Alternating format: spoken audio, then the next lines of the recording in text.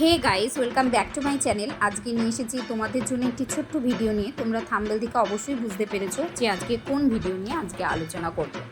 হ্যাঁ, আজকে হচ্ছে 8ই অক্টোবর অর্থাৎ মঙ্গলবার। আজকে পড়েছে নবরাত্রির পঞ্চম দিন অর্থাৎ মহাপঞ্চমী, যেটা হচ্ছে বাঙালির শ্রেষ্ঠ উৎসব দুর্গাপূজার মহাপঞ্চমী পড়েছে।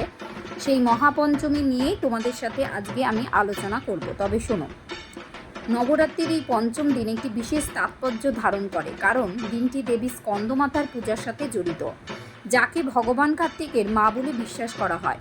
দেবী স্কন্দমাতা, যিনি শক্তি এবং বীরত্বের প্রতিনিধিত্ব করেন, দেবী দুর্গার 9টি রূপের মধ্যে একটি এই রূপ, এই স্কন্দমাতা। এই স্কন্দমাতা নামটি স্কন্দ থেকে এসেছে, যা ভগবান কার্তিকের আরেকটি নাম, এবং মাতা মানে হচ্ছে মা। স্কন্দমাতাকে তার পুত্র ভগবান স্কন্দকে তার কোলে ধারণ করার সময় একটি উগ্র সিংহে চোখে চড়ে চিহ্নিত করা হয়েছে।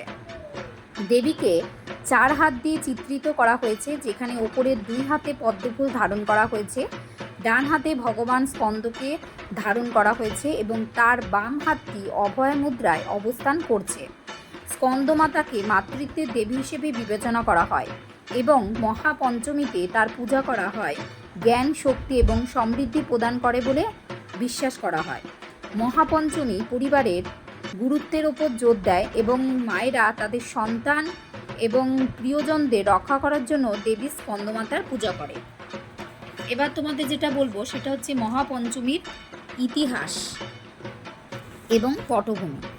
হিন্দু পুরাণ অনুসারে মহাপঞ্চমী একটি গুরুত্বপূর্ণ দিন হিসেবে বিবেচিত হয়, কারণ ভক্তরা বিশ্বাস করেন যে অশুভের বিরুদ্ধে লড়াইয়ের পঞ্চম দিনে দেবী দুর্গা ঊর্ধ্বগতি লাভ করতে শুরু করেন এবং শেষ পর্যন্ত অসুর মহিষাসুরকে হত্যা করে থাকেন। মহাপঞ্চমীতে ভক্তরা শুদ্ধ স্নান করে এবং নতুন এবং পরিষ্কার পোশাক পরিধানের মাধ্যমে খুব ভোরে আচার শুরু হয়।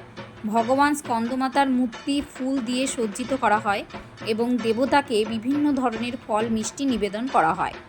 ভক্তরা স্কন্দমাতা মন্ত্রটি পৃথকভাবে বা একটি দলের অংশ হিসেবে দেবীর আশীর্বাদ প্রার্থনা করেন। দেবী স্কন্দমাতাকে উৎসর্গীকৃত বিশেষ ভজনগুলি অত্যন্ত উৎসর্গের সাথে গাওয়া হয়। কিছু অঞ্চলে, বিশেষ করে পশ্চিমবঙ্গে, মহাপঞ্চমীকে বড় দুর্গাপূজা উদযাপনের সূচনা দ্বারা চিহ্নিত করা হয়। এই দিনে দুর্গাপূজার চূড়ান্ত প্রস্তুতি সম্পন্ন হয় এবং চক্ষুষ দানও নামে পরিচিত দেবীর মূর্তির চোখ আনুষ্ঠানিকভাবে আঁকা হয়। এই আচারটি শুভ বলে মনে করা হয়, কারণ ভক্তরা বিশ্বাস করেন যে দেবী তার স্বর্গীয় আবাস থেকে পৃথিবীতে অবতরণ করেছেন।